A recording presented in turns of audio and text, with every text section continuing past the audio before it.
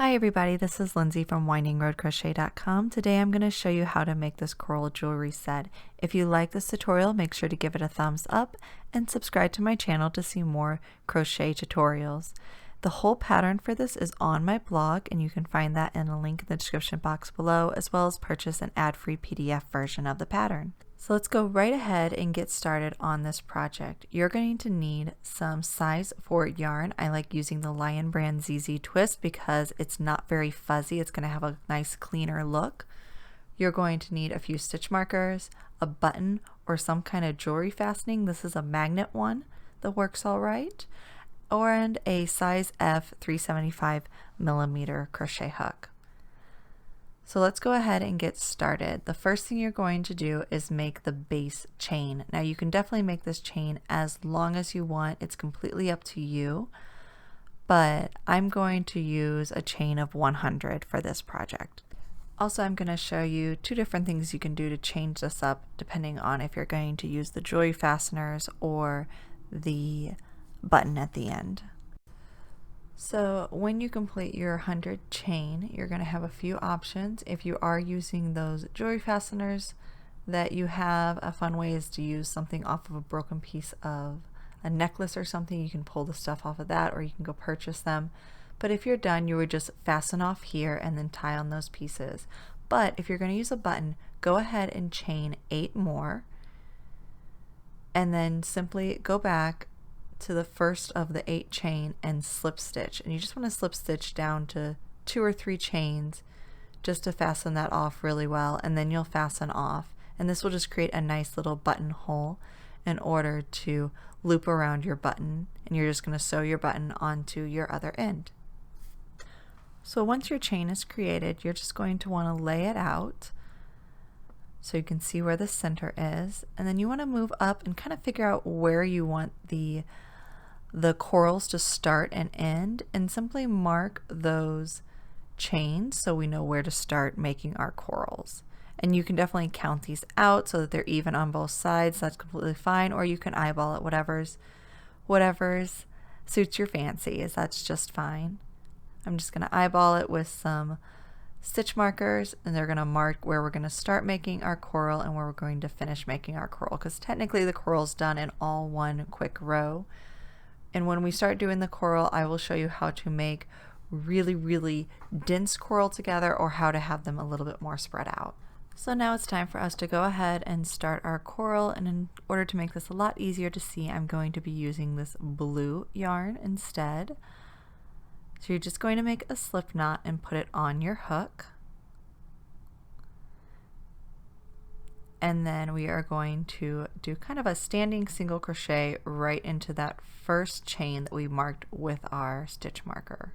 So you just insert your hook, pull up a loop, yarn over, and pull through the 2 loops on your hook, and that creates your single crochet. So now we're going to do a series of chains and slip stitches to make our corals. The first thing you're going to want to do is simply chain 6. So 1, 2, 3, 4, 5, and 6. Now we're going to slip stitch back along this chain here. You're going to skip the first chain and slip stitch to the second and the third chain, and leave the first 3 chains unworked. So we're slip stitching to the second chain. I like to pinch these 2 pieces together. Put your hook in, pinch your 2 loops on your hook together, pull that new loop through, and that's going to make our first coral branch. So from here we're going to chain up 9. So 1, 2, 3, 4, 5, 6, 7, 8, and 9. We are going to skip the first stitch on our hook and then slip stitch to the second, third, fourth, and fifth chain from the hook, leaving 4 chain unworked. Slip stitch to the first chain, second slip stitch, third slip stitch, and fourth slip stitch. This will create our second branch on this side of our coral. Now again, we're going to chain 5 this time. It's going to create our third branch on the other side of the coral. 4 and 5. We're going to skip the first chain, work into the second, third, fourth, and fifth chain from the hook. So our first slip stitch, our second slip stitch, third slip stitch, and fourth slip stitch. Alright, now we're going to work down through the chains that we haven't worked yet, that we skipped moving up this row. So you have 4 chains right here, and we're just going to slip stitch into the first 3 that are closest to our hook, leaving that 4th chain unworked for right now. So just slip stitch the first time, second chain, and third chain. Now we want to make just one more little branch on this side of our work.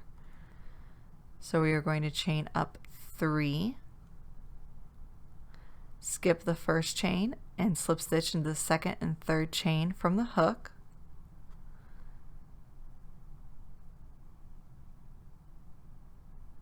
And then right now we're going to go back to what we were working and work that last chain that is above that very first branch.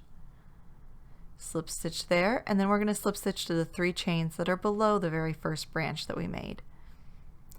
And that is going to complete this first piece of coral.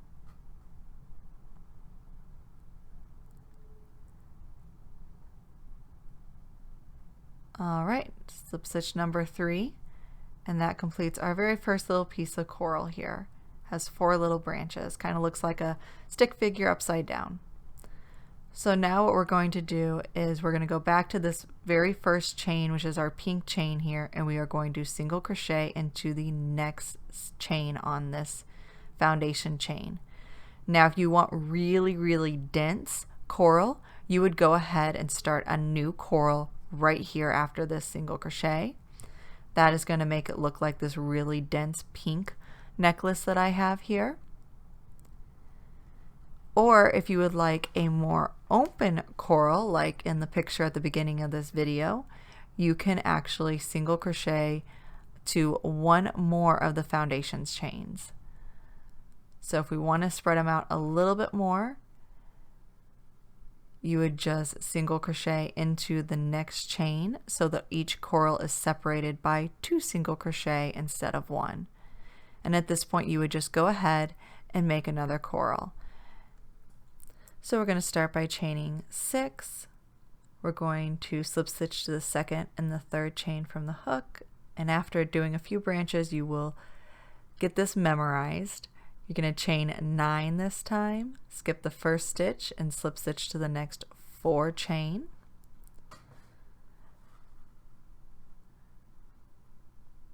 Then you're going to chain 5, skip the first chain and slip stitch to the next 4 chain.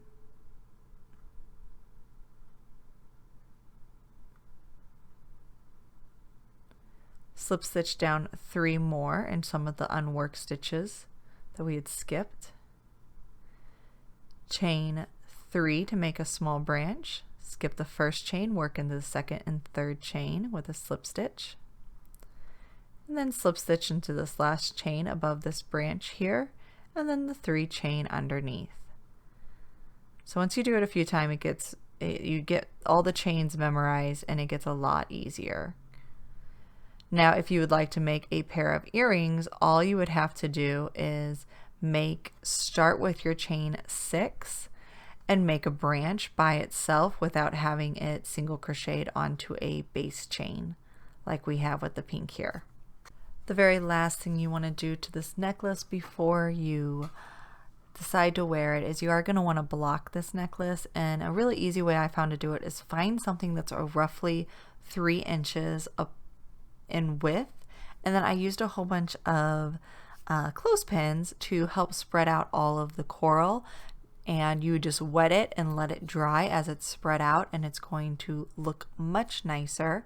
But of course this really dense coral here, I was not able to block all of it at once. I had to just spread out a few at a time, spray them with water, let them dry, and then pick out the next. So I really hope you like this tutorial. Again, if you like crochet, you should definitely subscribe to my channel, and if you like the tutorial, give me a thumbs up. I'd appreciate it.